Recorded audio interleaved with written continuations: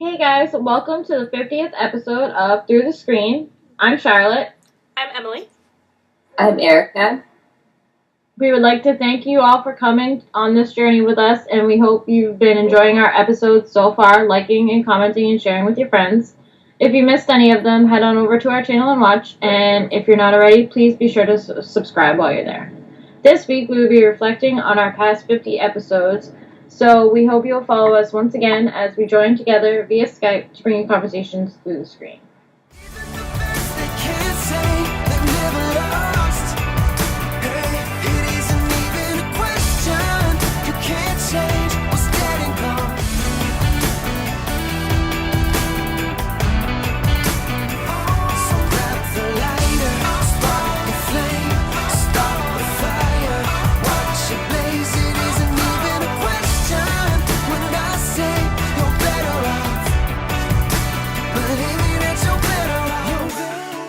This episode, we will be sharing with you all the most interesting things each of us have learned in these past 50 episodes.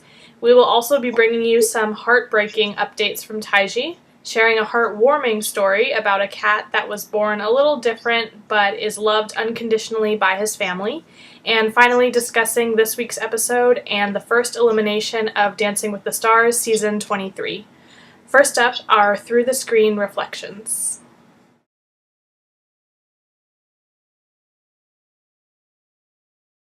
This episode, we kind of wanted to reflect on the past 50 episodes that we've had.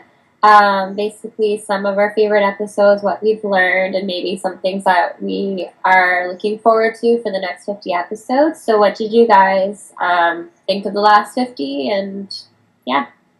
In the past 50 episodes, it's safe to say we have all learned quite a bit about the food we eat, the ongoing world issues we face, and the overall weather and climate, which is ever-changing. But what are some of the things that stick out? One thing for me was the documentary Cowspiracy. It made me take a good look at just how much red meat I was consuming each day and change. While I haven't completely cut it out of my life, I have drastically cut back on the amount I consume a year, which for me I feel like is progress. I also cut out completely my consumption of fast food, like KFC, something I had been eating regularly and was really disgusted to find out where the meat was coming from. One of my ongoing passions is weather and climate change. It made me happy to share these very important issues with my friends and be able to open it up to discussion. I love that every week we choose something that has meaning to one of us or all of us, that we can share it and express how we feel openly and freely without fear of punishment. Racing extinction was something the four of us are passionate about. I remember how excited we were to see it and just how eye-opening it was. The four of us strive to accomplish one thing, education, not just for the audience we try and reach each week, but also for one another. We began with the death of a lion. In the last episode, we discussed microbeads and what exactly they are. Our topics are always very ranged, but they all have one thing in common: change. We are asking the world to change for a better future for our children. Our world is dying. If this generation doesn't stand up and yell, then who will? Time is running out and humanity needs a huge slap in the face in order to see what we are doing. That's what this show has been to me, a huge slap in the face. Like someone shaking me saying, "Wake up, open your eyes," while my eyes are open and the world around me is a damn scary place. Yeah, and I think that what you said about, waking up and having this big wake-up call, I think that's so true. And I think it's interesting because, every week we try to find new topics, and now it's starting to get difficult, to find things for you guys that we haven't shared with you before.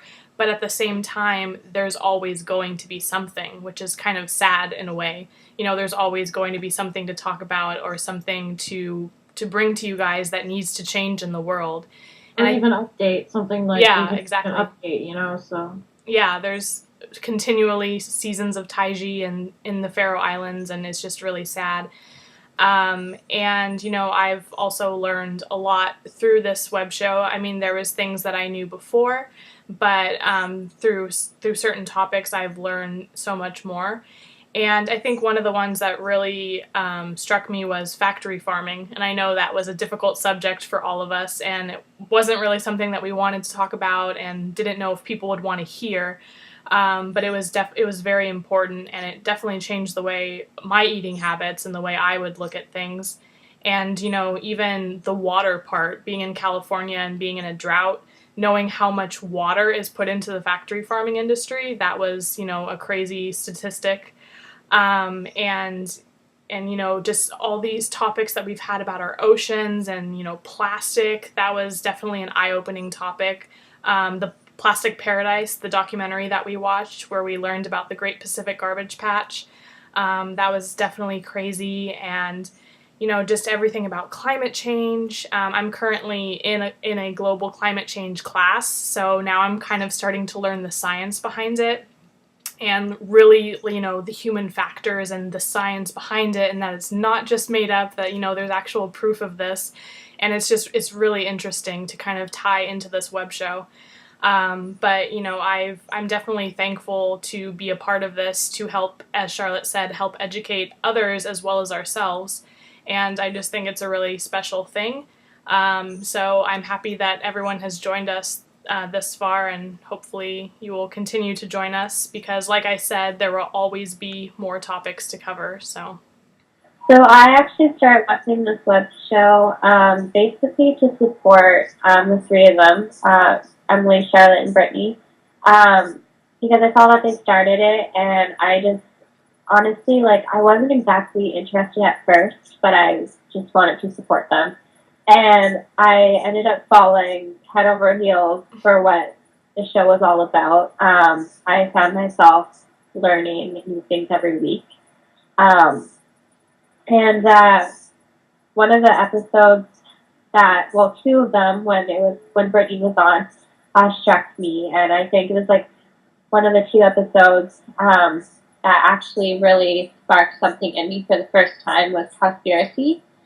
And just hearing the three of them talk about this documentary, and I actually finally watched the documentary myself, it just changed a lot in me.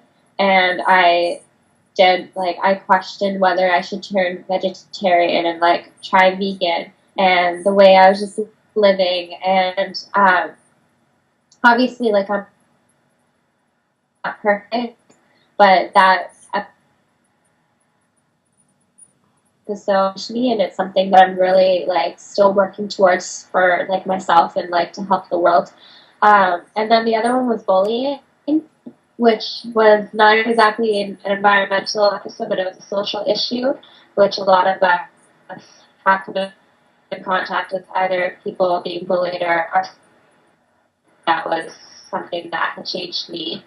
And then when they asked me to help out, I was like, yes. And just fallen for the show completely. And so my first episode was the Animals Art Classroom Experiment. And I had really my perspective had changed from watching the show versus being on the show, and I realized all the work that was put behind each episode, and all of the the word's not coming to me, technical difficulties.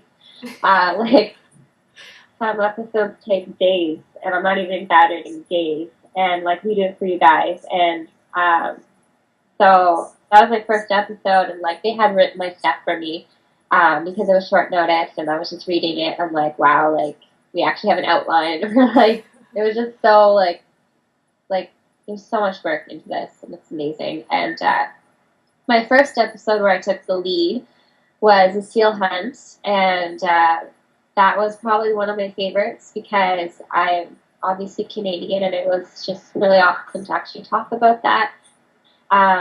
Something that I'm native to Canada, and that was just a great experience. And another episode that I really liked was Weight Does Not Equal Worth, which was another social issue. That one was one of my favorites, and I think one of the ones that I just really enjoy talking about. some of like my favorite episodes are social based, but I really like everything that we talk about. And there's one that I really also enjoyed was the pit bull one. And it was kind of funny because I was walking to Tim Hortons the other day, and there was a man walking his pit bull, and someone crossing the street with me said the pit bull must die. And I looked into the owner's eyes, and I'm like, that pit bull does not deserve to die. And like literally the second I said it, the pit bull kind of just like walked up to me and just licked my hand, and I'm just like, oh. It kind of just reminded me of like the episodes that we have done with like everything. So yeah, I'm just excited for what the next 50 episodes are gonna bring. The show is amazing. I'm not biased at all, but seriously, it's been like a huge blessing to just like be a viewer and also experience it firsthand. But yeah. So we also wanted to acknowledge our fourth member who has not been with us for the past year, Brittany. She did have a family emergency, and it still continues to ongo, and she does plan to come back. We just don't exactly know when that will be. So we just wanted to thank her for all of her hard work that she did, because she is a huge part of our web show, even though she has not been on the show physically for the past year. But we are excited for her to eventually come back. And when she does, Erika will stay. She won't be leaving. So you will continue to see Erika as well. Thank you guys so much for the past 50 episodes. And please continue to support the next 50. And hopefully we can create some change in the world.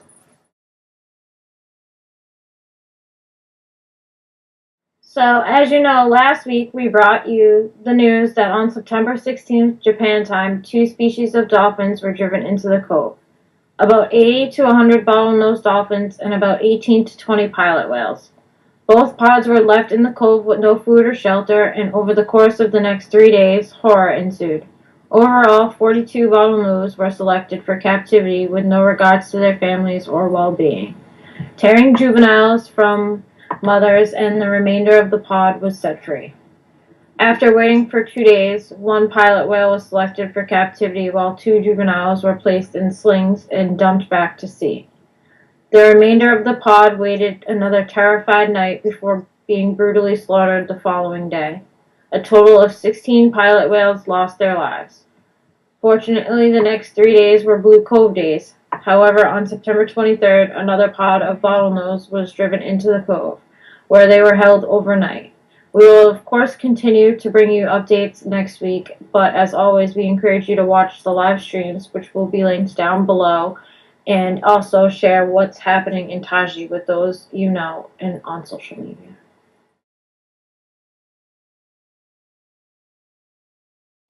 This week's heartwarming story is about a cat named Mac, who was born with a cleft palate and just half a nostril.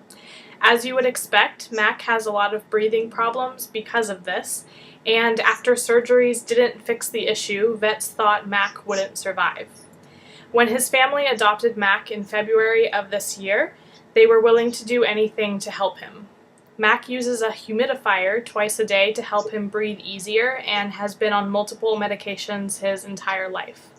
When a GoFundMe page was created to help raise money for Mac's surgery, people were happy to help, surpassing the $13,000 goal in just 6 short months. However, his family has since decided to forego surgery in Mac's best interest and plans to put the money towards his medications and donations to help other animals in need. You can find Mac on Instagram along with his siblings Little Man, who was born with a disorder that makes him unable to walk, and Mika, whose parents call her the Blind Beauty. All animals are rescues. The DePalos have a very unconventional family, but their home is always filled with love. So we hope you enjoyed this story, and we will of course link the article below for you to follow this family's journey and share with others.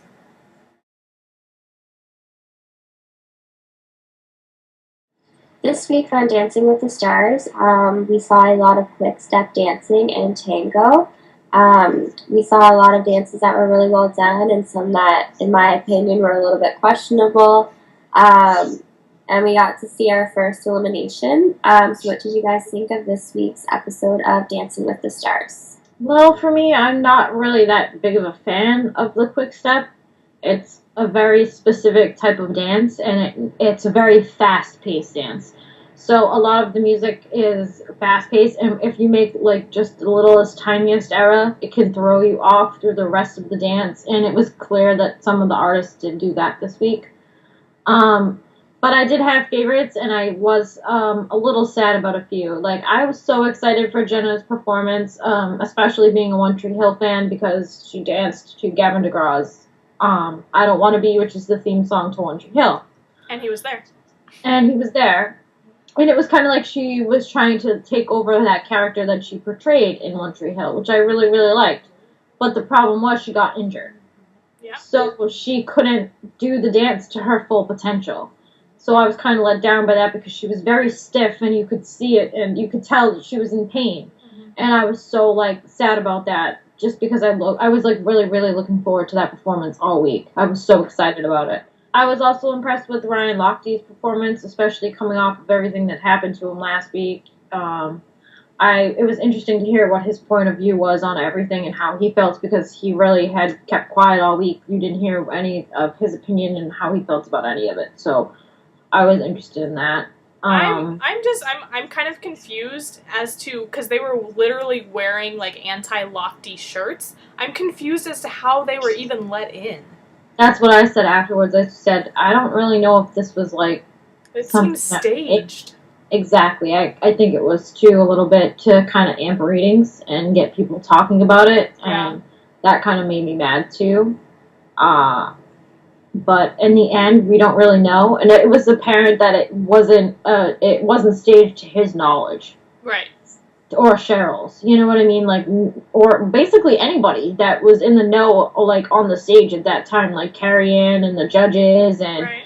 You know, even Tom. Like, I just feel like I feel like that was a Disney thing or an ABC thing. Well, obviously Disney because they own ABC. Yeah. So I don't really like understand that. But if that was the case, shame on them because that just it was unnecessary drama that almost kind of ruined the next performance, which was Lori, and and we found out that it's one of her dreams to be on Dancing with the Stars. Yeah. Like, she dreamed of being an Olympic gymnast and being on Dancing with the Stars. And you basically took away from her dream. And that's not cool. Yeah. So, if that was the case, if that's not the case, then that's not the case. But it doesn't seem that way, because why would they even let in with those shirts on? Right. Or did they change when they were there, or you know what I mean? Yeah, I guess that could be. But it just seems really weird. Yeah, the whole thing seems really weird and really shady. Mm-hmm. There were, of course, performances that we could have done without. Like, I wasn't a fan of Jake's. I wasn't surprised that he went home. Me, personally, because, like I said, if you make one mistake or you're out of sync with the music, it's so noticeable. And it was really just noticeable that he was not on top of his game. Same with Rick. I'm not really a fan of his either, personally, but yeah, that's just me. He's trying so hard, which makes me feel bad. You can tell he really wants to do well and that he's trying hard, but it's just not happening for me. Yeah, I agree. I was really excited and happy to see Babyface and Allison, because I'm a huge fan of Allison's. I love her choreography.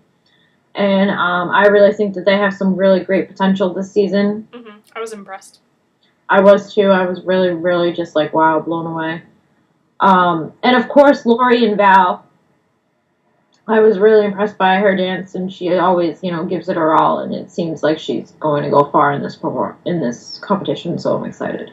I was also really impressed with Vanilla Ice's performance. Yes. Can tell he is really like just in this to have fun, and like he said, he's like, I don't even care that I'm getting judged. Like, I'm just here to have fun and enjoy the ride. And I never expected him to be such a cool person. Either, me neither. And I mean, I've seen him on other things. Like, I think I'm pretty sure he was on like Surreal Life or one of those reality shows a few years ago, and I watched him on that. And I do remember that he was always, this kind of cool, laid-back guy that no one really understands, and, like, he's very misunderstood, but, I mean, he's doing something right, because he really impressed me. Yeah, and I also thought it was sweet that he was the one to kind of comfort Ryan after that whole thing happened. I thought that was kind of nice, too. yeah, he was like, haters are gonna hate, and all that stuff. So yeah, kind of cool. Yeah. Yeah, I was very pleasantly surprised by him as well because obviously he did his own song in the first week, so it's hard to tell if that's really all he can do because that's his strength. And so this week we see him do something totally different, and I was like, oh wow, he actually can do this. But the thing that bothered me was the lip syncing. I took like dance classes in college, and I was always told, don't do that, it's distracting. So I definitely was distracted by that, but I think he did very well. And, he was actually one of the ones that I expected to possibly be in the bottom, but he really did surprise me.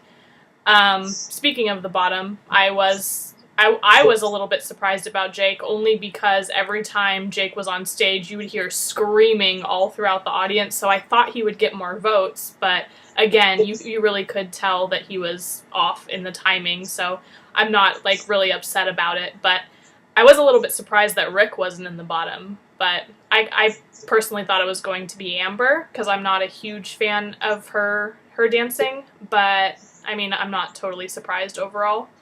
But yeah, I agree about Jana. I was like, oh, she's already hurting herself in the second week of competition, and every time she would move, I'd be like, ugh, like I would cringe, just like Tom said. But yeah, but I mean, I still did like their performance, but like I said, I was impressed by Vanilla Ice and Babyface.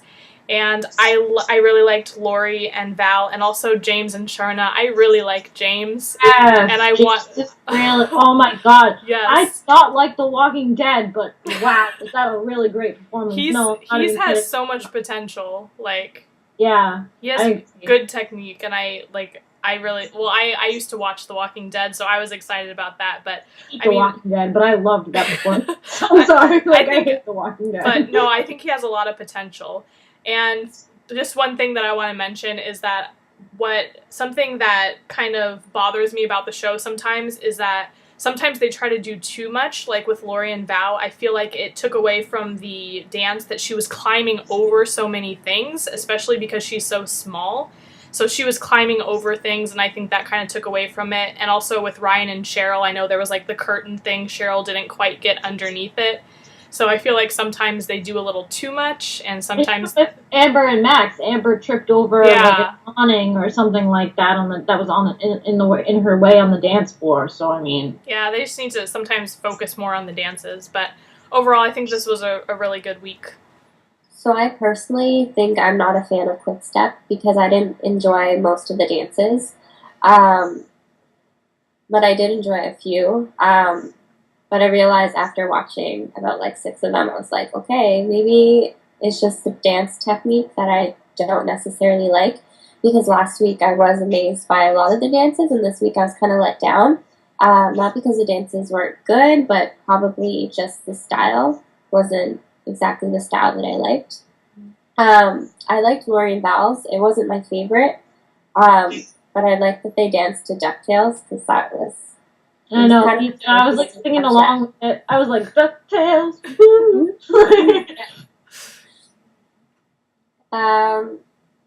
Jake and Jenna, I found had a very revealing costume as well as very sexual dancing. So I wasn't really a fan of that. I don't know why. I'm never a fan of like revealing costumes and sexual dancing. It just turns me off completely.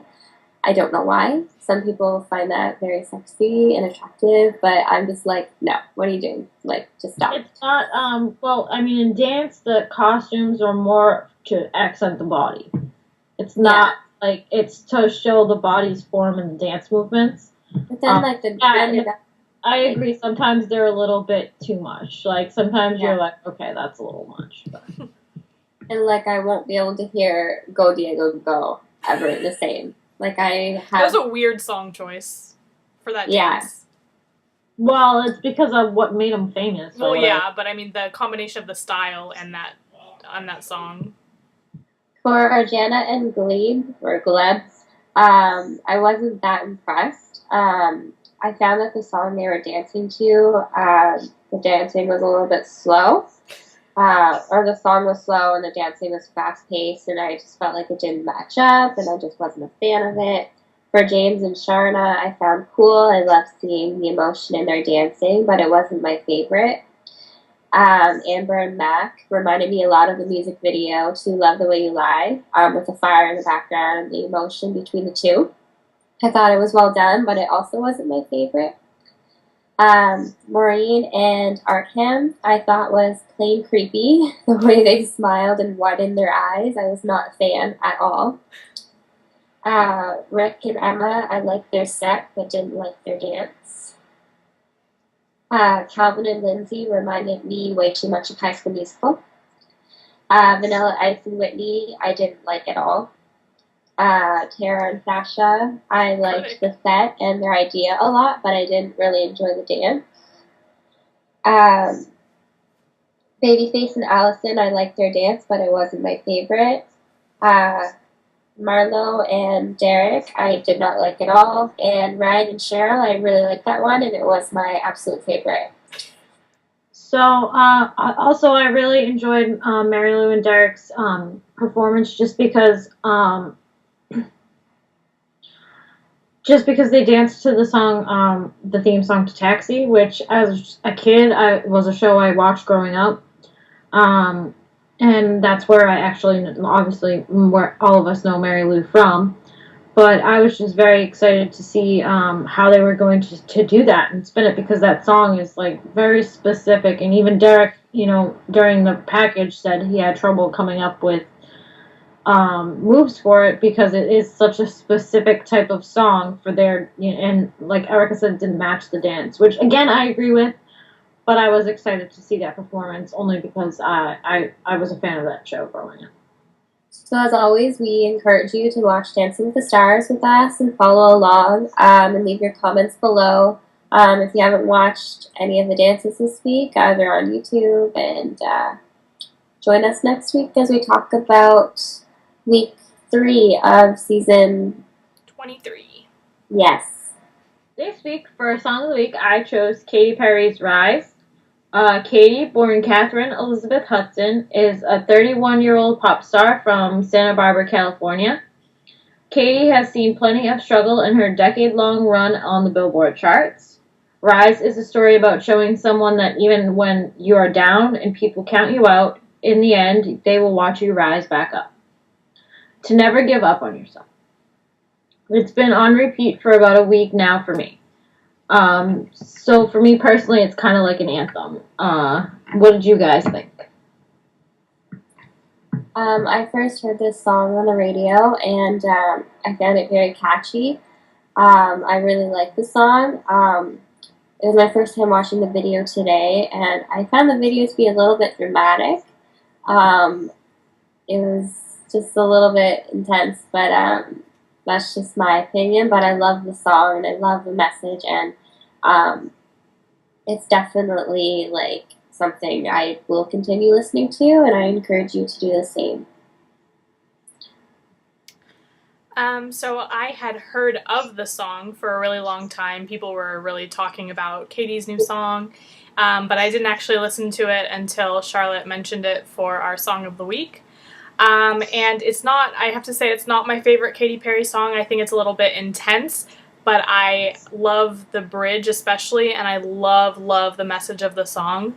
Just about people really counting you out and just like not thinking that you can really do whatever it is that you want to do, and then kind of proving them wrong. And I think it's a really, really great message. So I definitely like it and would recommend it.